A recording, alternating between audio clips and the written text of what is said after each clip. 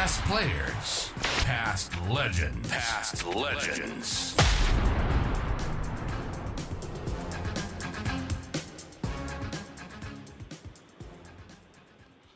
We're privileged to have on the line today Tim May, former South Australian off-spinner, 24 test matches, 75 wickets, average of 34, 439 first-class wickets, average of 35. Of course, that famous 42 not out in the test match here against West Indies in 92-93, where he also took 5 for 9. Importantly, a member of the South Australian winning Sheffield Shield side in 96-97. Welcome aboard, Maisie. Hey, thank you so much. Thanks for your time. Thanks for joining us, mate. Like we do with most of our guests, we like to sort of find out where your cricketing began, and obviously growing up in South Australia here, you started out at Burnside Primary and then ended up at Prince Alfred. Was there a little bit of cricket involved there? Look, as a kid growing up, I was just like any other sort of, Australian kid. Played a bit of cricket and then football in the winter or whatever. I wasn't very good at football. I was pretty scared. But I just sort of, played, with my mates and all that sort of stuff. I don't think we actually had a team at Burnside Demonstration School, but then I went to Prince Alfred when I was in grade 6, and then I was just basically the normal progression of the cricketer through the ranks, from school to club and then state, and then I was fortunate enough for the selectors to have a brain fade and then pick me for a few tests. So that's been the journey. That probably now makes a bit more sense, Maisie, because I can't remember you at Burnside. Now, you're 2 years older. And then, of course, myself at Burnside, lucky enough to have Gavin Jarman there then, so Barry coached. So that probably explained why we had a side and all that side of things. So, yeah, where probably cricket wasn't superly organised at Burnside before that. So, yeah. So, Tim, yep, go on. So there's some... Go on. So, then at Prince's, go through your journey a bit at Prince's, mate. Well, Prince's, I played in grade 6. I was in the primary aid side or something. Then I went to, I don't know what they call it, from year 8 to 12, and just played, I think I played in the under-13s. And I think I was in the under-14s when I got selected in the first 11. And I just loved my cricket at Prince's. The oval was magnificent. Yeah. And you also, like the intercollegiate games we used to play against St Peter's, I still rate them really highly in what I've achieved in cricket. Yep. I just love my time at Prince Alfred College. It's a wonderful school. It's got a cricketing tradition. There's countless players that have played for Australia that have come from that great school. And my folks, they sacrificed a significant amount of their life so their son could go to this wonderful school. And so nothing that I've ever achieved would have been possible without my parents. Oh, fair call. Yeah, no, I love that, Mosey. Obviously, playing cricket for the school was a big thing, but I have to digress just a little bit here. Footy was also on the radar as far as Nord goes. Yeah, when I played in the first 18 at Prince Alfred College, and I think I played on the wing, and then I played up forward for a while. But when I left, I had a really good mate called Jack Gallagher, who's a famous football name in South Australia. And Jack dragged me out to the Nord under-17s, and I thoroughly enjoyed that experience. But it didn't last too long. I think in the second game I played, and they were playing me at centre-half forward. That's how poor we were in those days. But I wrecked my knee. And that was the last game of football I ever played. So it's all Gallagher's fault, all your injury problems over the years, Maisie. I'm sorry, I missed that, mate. It's all Gag's fault for your injury problems over the years. Well, it was certainly John's fault because I I remember leading to the space where we're supposed to kick it, and the silly bugger kicked it way over my head. So I tried to turn around, and there was a pack coming towards me, and I just, my knee just got caught in the car crash that came my way, and I just knew straight away that I'd done something pretty ordinary to it. So anyway, that's and that's sort of every year or whatever. I have to have my knee cleaned out after that. So it was a minor pain in the ass, but I don't regret playing for Nord at all. In fact, you know how much I love the Nord Football Club. Yes, so you are. me pulling on number 5 for the Nord under-17s really was a highlight for me. No, don't worry. Pete's a Nord man as well, Absolutely. mate. I wouldn't do it with anyone else other than a Nord man, mate. Of course, you also had some amusing times with Gags, with Jack Gallagher. Tell everyone about out there about your the famous possum pages side of things, Tim. Oh, good Lord. Look, we were university students at this stage, and we decided to have a bit of fun with the possum pages, and we just made up jokes, sort of riddles and all that sort of stuff that they include, poems, and we post them into the Sunday Mail, because the possum pages used to be a lift out in the middle, and it used to come out on Saturday night, and the boys would race to the news agency, on a Saturday night, see if we made the paper, and we actually got a lot of our stuff published, which gave us a great deal of mirth. And in the end, we got enough possum points to receive a bicycle for an 8-year-old, because our little character kept on saying he was 8 years of age. So at that stage, the gig was up. So there's no way any of us were going to go down and claim this bike. So there's a bike somewhere at the Sunday Mail that's just sitting there waiting for this little character to pick up. You'll get around to it one day, the character, Yeah. That is a great story. Is there one thing too? It turns out by fluke that you scored before me at Kensington on that scoreboard down by the far end, Ford Oval end at Parkinson, Tim. That's correct. Yeah. I was in the corner from Parkinson Oval, and Parkinson Oval and the Kensington District Cricket Club soon became my life. And there is no better club in Australia than Kensington. And unfortunately, right now I'm experiencing a bit of forgetfulness, so you might have to remind me what I was talking about. No, Unfortunately, that's fine, Maisie. this happens. We with will get to that. Treatment I've got. Yep. Okay. Yeah. No. We will get to that side of it, but yeah, no, don't worry. You know me, I'll sort of plug any gaps there. That's fine. And go through to your Shield debut. Your Shield debut, Tim. Against New South Wales. I don't even know what year it was, but 84, 85. Okay. So what was I then? 23. I made the state score when I was in the under-19s, and I got the impression that they're pretty keen to throw me to the wolves pretty early.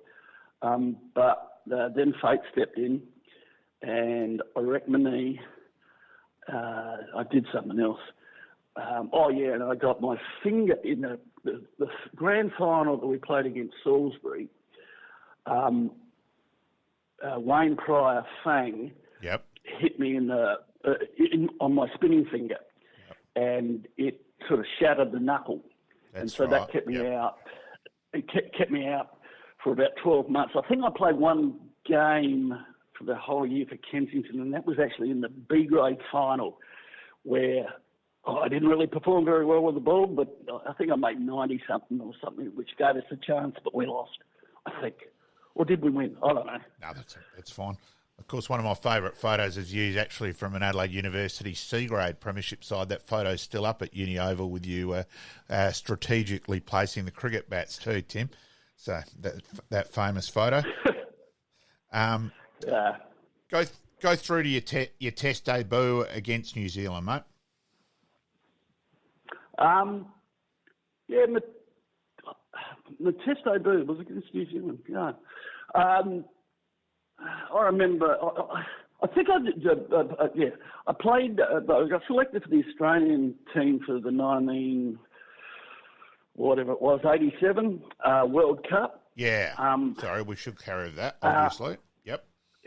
Yeah, and I think I proved that I could handle that international arena. And when we returned to Australia, they picked the first Test side, and I was fortunate enough to be in it. And even more fortunate that my debut was at the beautiful Adelaide Oval. And there's nothing that really stands out about the game apart from some like Andrew Jones made about 156. Yeah. He was out about when he was 2, I think, in the first over that I bowled. Got him caught in place, but the umpire didn't agree with him. Yep. But Andrew afterwards came up to me and said, "Yeah, man, I hit it." So, and at the end, it doesn't matter what grade of cricket you're playing, what level. It's just the same game, only you've got some better players around you. Yeah. So, it's no great stress. It was exciting, rewarding, just loved it. What about playing in the World Cup? The winning World Cup must have been a huge buzz. Playing under Alan Border, of course, Border getting out with the reverse sweep shot, and and that the Iceman in Steve Waugh in that whole one-day series being the closing bowling. It must have been a huge thrill to play on that side too, and sort of like the birth of the renaissance of Australian cricket, really, under Alan Border. Yeah, well, I think you have to say Alan Border and Bob Simpson. Yep. Bob Simpson introduced discipline, hard work, and the like would produce records. And in those days, you can't. The bats weren't as big or whatever. You couldn't hit as many sixes and fours and all that sort of stuff. Shit, I've got a brain fade. No, that's all right, mate. Yeah, and we just got up so we beat England in the final. Just, of course, the set where there was. The World Cup. Yeah. Hey, I'm back on track. Yep, you're right, mate. Look, and when we went over there, all the press was saying this is the worst Australian side they've ever seen. They also said that about the 1989 Ashes team. But and that sort of you don't really need too much more incentive to win a World Cup, but that provided us with a little extra determination, and we just kept on winning. Simple as that. Probably the hardest game we had to play, apart from the final, was the semi-final in Pakistan. Yeah. When Imran Khan was at his peak, and courtesy Steve Waugh, I think the last over was playing. He was facing a guy called Jaffa, I think his name was. Yes. Yep. And I think Stephen took him to town and got about 26 runs off the last over of our innings.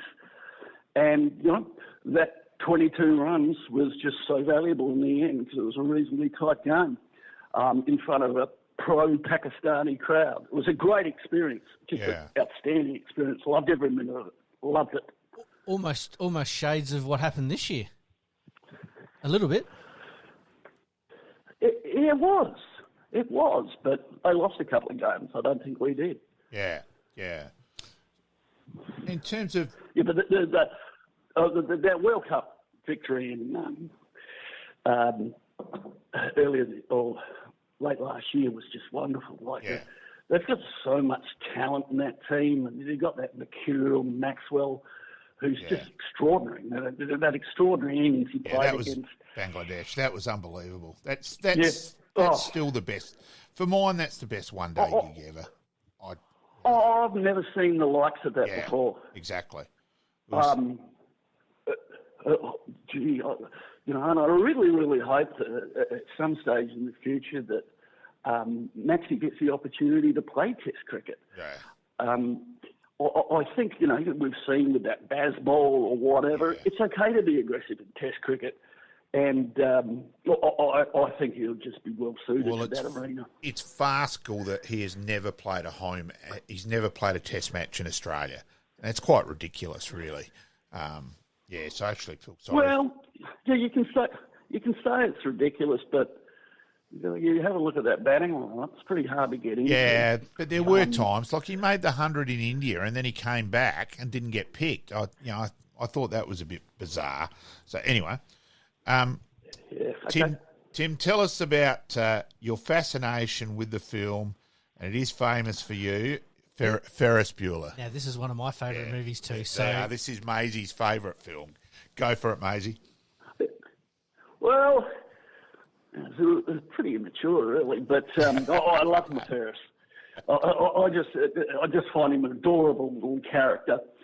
And as I speak to you, I've now got my Abe Frowman Sausage King of Chicago T-shirt on. He's never far from me. But, I've watched the movie, I don't know, 30 times, including a special screening at the Beach Luxury Hotel in Karachi. Where was it? Karachi. Yeah. Well, I haven't done that, but that sounds amazing. Well, we Stephen Law and I found a video store, and there it was, Ferris Bueller's Day Off. So we rented it, went over to the hotel, which we weren't staying at, and they have a little cinema room where people were watching some family thing. And I think we might have had a couple on board, and we just walked in there and said, look, change your plans. Took out our video, put on Ferris, and we watched it with all these Pakistanis who probably couldn't understand a word that was going on, but God, they laughed. And you always used to leave tickets at the gate for Ferris Bueller, and I think a lot of us benefited from that over the years, Tim. Yeah, the worst thing about playing cricket, it's not the worst thing, but the little minor hassle is you get inundated by people for tickets to the game and all that sort of stuff, which you're obviously really willing to do, but it comes a bit of a pain in the arse at times. So I just told my mate, say, look, wherever we're playing or whatever, I'll leave 2 tickets to Ferris. Like no one else is going to pick them up apart from my mates. So that continued my whole career. Immature. Brilliant. Effective. Well, but funny. Yeah. Probably explains my immaturity right there. Favourite part of the Ferris Bueller movie? I know there's so many. There's so many classic lines. Wow, there's so many. I love when he talks about isms, and also when he pulls out the clarinet and plays a few terrible tunes and just says, "Hey, no lessons." Those sort of things tickle my fancy. That was pretty funny. Yep. But the whole film's a highlight. There's never a dull moment in that movie. It really is one of the greats. John Hughes is the director, and he's a magician in terms of comedies. Now, with your career for South Australia, and you and I have debated this over the years, and I understand where you come from, because I've always thought you sort of got penalised at having to be the stock bowler, especially on flat Adelaide Oval wickets in the first innings, where a return of 3 for 120 off 40 overs was actually a significant achievement. But geez, you used to ruin your spinning finger, your calluses and all that.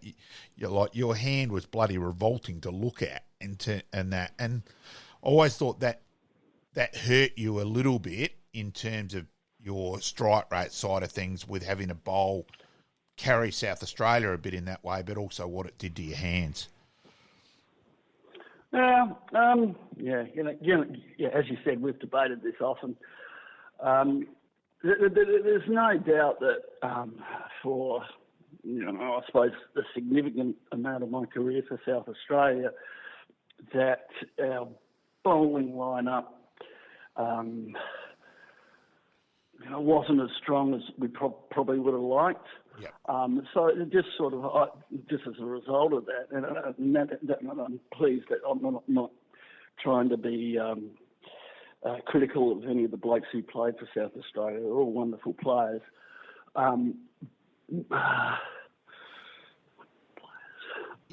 We probably just lack that little bit of depth. A little bit of strike power as well as a strike power. Like, so Fang had been around a bit more, where Fang had those injuries, then he went to World Series. We had Hoggy a bit there for a while, but then when Joel, but that was only short, we just lacked a couple of strike bowler, so it went back to you a lot, block the end up, and let's try and force a shot at the other end a little bit. Yeah, look, I think that's fair, Malcolm. I would have preferred to bowl less in the first innings of the game. Yeah. But because it's something I really haven't talked about much, and because I didn't want people to know, which is probably selfish of me, my busted knuckle that I did back in whenever it was, it's made my knuckle look ridiculous, which actually was great because it formed, the knuckle formed around a cricket ball, so I could grip the ball bloody well. Yeah. So you just had to carry South Australia a fair bit. You know, there's a couple of games. There's one other game, Tim, because we will get... No. Now, hey, sorry, guys. I'm sorry if I'm lacking professionalism in this. No, that's fine, mate. My brain sort of gets a bit muddled with all these drugs that I'm taking. Hey, I can edit anything, so it's all good. Okay, thanks, mate. It was a problem for me. If I bowled, let's say, the 20 overs in the first innings, my finger just swells up, and I couldn't actually, this happened all through my career, I couldn't bend it. Yeah. Oh, and so anyway, I went to a hand therapist or whatever, and I'd just have to keep squeezing on this stuff called silly putty, and eventually I'd get back to, 90 degrees with my finger and my knuckle or whatever. And so if I'd bowled extensively in the first innings, I was never going to be that effective, or as effective as I could have been in the second innings, just because, I couldn't really get a great deal of spin because my finger was so fat and it wouldn't wrap around the ball properly. So I never really told anyone that because I didn't want it to impact upon selection or otherwise, which is, at the end of the day, it's pretty selfish of me. But these are the things you deal with. Life's not hard. It's full of hurdles, and that was just a little tiny hurdle. I want to bring up one other game, Tim, which probably doesn't get any coverage really. Purely, I was actually there with Tony Foster. He's in hospital as well as we speak. All the best to TF well. Yep. So with TF and Jeff Wilson, a couple of them, Spog Raymond at a one-day game against Tasmania at Footy Park, Pleurisy Park, and you took 4 for 9, and you did look like you were going to get a wicket every single ball as well. That was a spinner's dream, that wicket. I think it was a drop-in or something like that. Quite frankly, if you're worth a pinch of salt, you could have got wickets out there.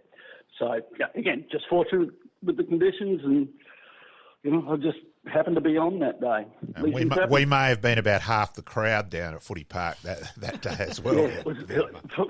For my recollection, it was bloody cold. It was freezing. Yeah. Well, thank you very much for coming down and watching, mate. Belatedly. Yeah. I actually do remember too. This might be the only. I remember sitting with you for a while at the 81-82 game when we won the Shield, which wasn't technically the final, but when we had to defeat Victoria to win the Shield. And I did gather, you were rapt that South Australia were doing well and that, but I did get a bit that day that there was a little bit of what if, and geez, I want to be a part of this in the future, which was obviously fair enough. Yeah. So, but I remember sitting with you for a while at that. Yeah, bloody oath it is. So it's just natural. Like you want to play the highest level that you possibly can, and in those days, Shield cricket was followed a little bit more. than it is now in terms of active spectators. Right, it still has a passive interest through eyeballs and all that sort of stuff. Oh God, it's happened again. Take your time. That's fine. I'm so sorry. No, you're right, Maisie. Maisie, we will get to that at the end, what you're going through and that side of things. Don't worry. Okay. I was at a Shield game last year where I called out to Jake Lehman at the lunch break because he was on 40-odd, 48. Make sure you acknowledge every single person individually. And I did it behind the glass at the Bodyline bar, and he was looking around trying to find the voice, and he said, I knew it was bloody you, but I couldn't find you. And I said, that was actually an achievement considering there was 35 of us there, at Adelaide Oval. So, good idea. Just on the Sheffield Shield, are you a little bit disappointed that it has sort of turned into a bit of a, the spectators aren't rolling up to games like they used to?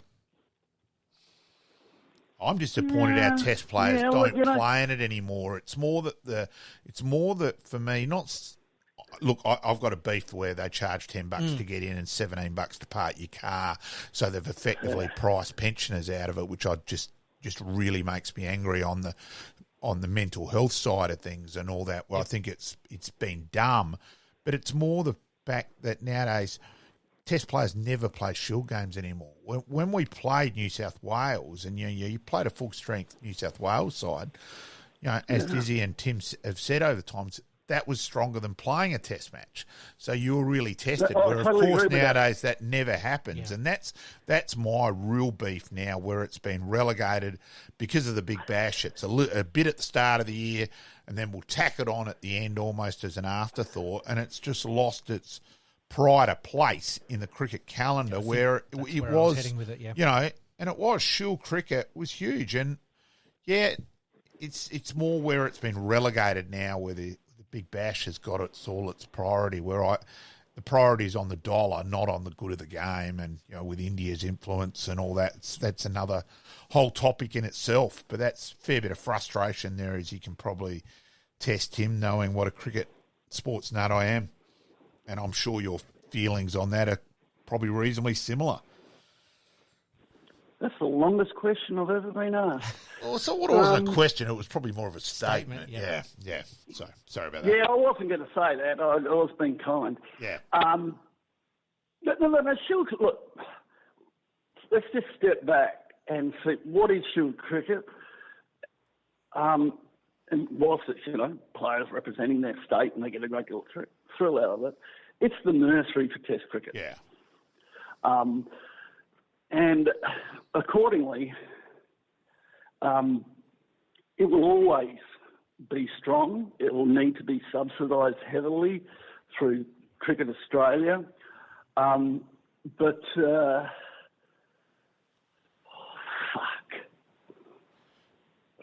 get this in a second, boys. No, you're right, mate. Help me. Oh, let's go. If I pause, just repeat the question. Yeah, that's fine. Or just tell me what I was talking about. Yep. So just with Shield cricket, where it's at, and look, I do want to get to the Shield final too, and obviously what a great game that was. But let's also remember in that Shield final, Gilchrist played one of the most extraordinary innings, and every one of us who was there. So, look, I think the Shield nuts, and let's be honest, there aren't a huge number of absolute Shield morons like myself, around, knew that, hey, shit, this guy is special, and geez, didn't he show it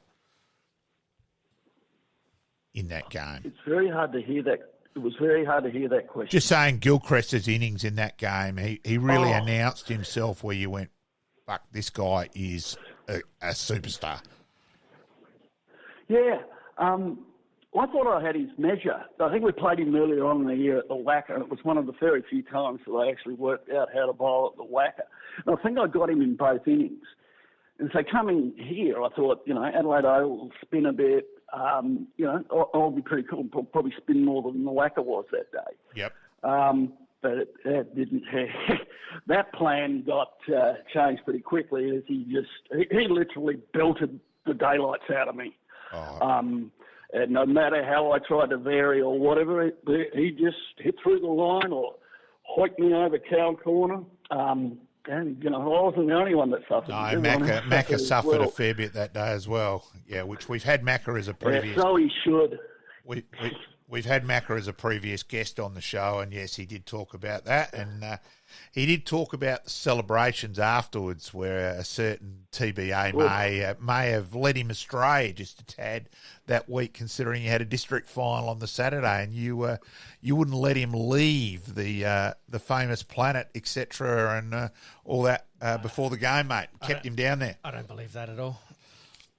Yeah, look, I at that stage realised that perhaps my time was up as a first-class cricketer. So, I probably over-celebrated that fact. A reasonably humorous story was, I don't know how many days on the piss we had. Again, reasonably immature, irresponsible, but we had something to celebrate. And I got on the plane. I was going over to the US after about 5 days of celebration to see my future wife. And I sat down in the seat on the plane, and I was like beetroot red, sweating and shaking just shaking all over. And I sat down, and the guy sat next to me. He said, "Jeez, you look like you've had 5 days on the piss." And I just looked at him and said, "Correct." Yeah. Go back to we will go through a bit of Nord stuff. Obviously, as a Nord kid, you're a big Nord man, like Pete, myself, and you may have had the odd beer or two at the Redleys Club, and the 75 grand final, and all through that, you've spent a fair bit of time, with the Gallaghers, Fozzie, Scans, Neegs, etc. over the time. So, yeah, go for it, Maisie. There. Yeah, look, I had a lot of great mates that played, and the Nord football team they were my heroes. I just loved them. And in those days, and I don't know if it still continues, but there's annual Kensington. No, unfortunately, it doesn't. Club game. Yeah. And they were just wonderful. Oh, great! I just loved meeting these guys, and I made lifelong friends from that. And back to having a couple of beers at the Redleys Club or whatever, my Saturdays were just wonderful. Me and a few mates would book a table for the members' lunch prior to the game, have a couple of bevies, walk under the scoreboard, have a couple more beverages, and and root hard for the Norwood Football Club. There was plenty of laughs out in the mound, and everyone sort of, from match to match, where everyone's going to be sitting or standing and all that sort of stuff, and you just become mates with everybody in the crowd, and it was a wonderful time. I just loved every minute of the Norwood Football Club. Yeah, a couple of funny ones here, Pete. A couple of personal things with Tim. So lined up when Tim Hatt was, one of the owners, and that with the players bar, yes, and that. So lined up to get in for New Year's Eve, and Tim's walked up and said to Jeff Wilson and myself and Emma, follow me, we'll go in the back way. And he said to Jeff, geez, Malcolm's going all right, with his girlfriend there. And Jeff replied, no, they're married. And Maisie's gone, Jesus, there's hope for every bloke in the world yet. He's batting well above his weight. Now, that was fair. I can't argue with that whatsoever, Maisie. And another point, I won tickets for a Steve Waugh book launch after 95 tour of the West Indies. So I was at Players, and let's be honest, I was easily the oldest person amongst the people, mainly young kids side of things. And I've gone to Steve Waugh. Look, I've only got one problem with your book. You didn't dedicate it to Bob Neill. And he's yelled out, hey, Maisie, this guy knows Bob Neill. And you were working down the other end of the bar, and you've just looked up and gone, yeah, he's one of the ringleaders, and just put your head down, kept doing whatever you're doing.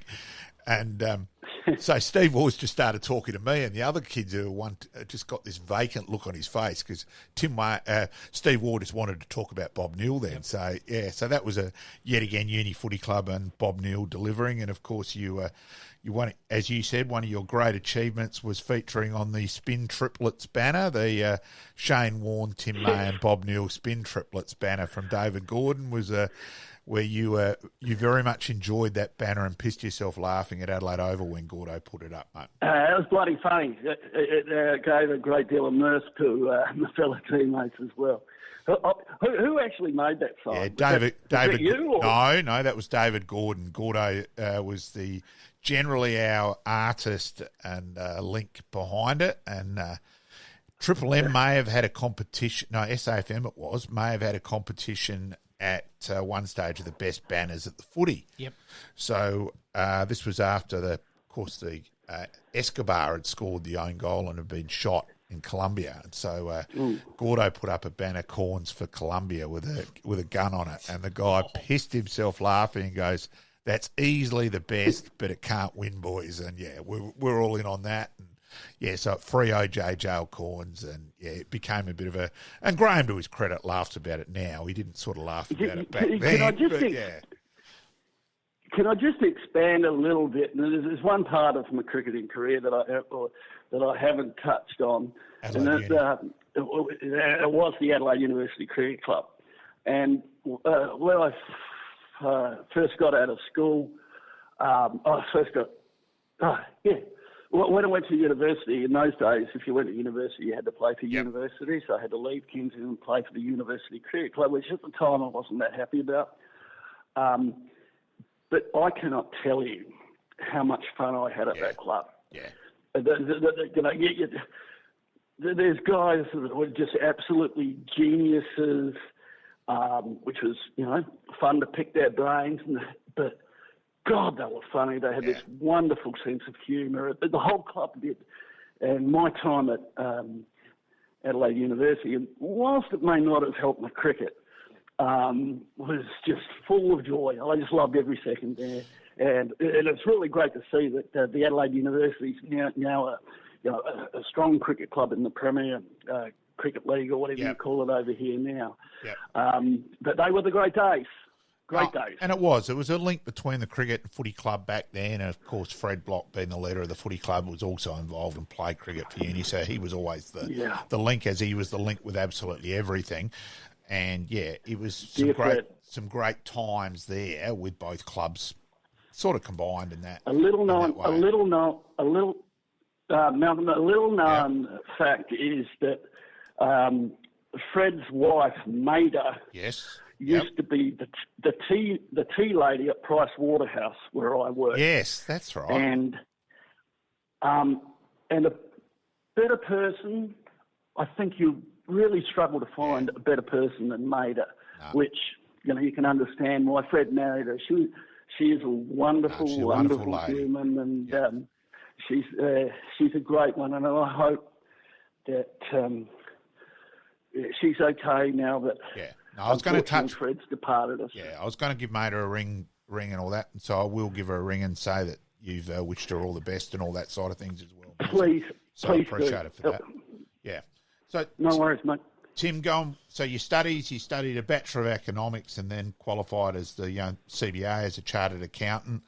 And then you were the inaugural CEO of the Australian Cricket Association. Go through that side of things, Tim.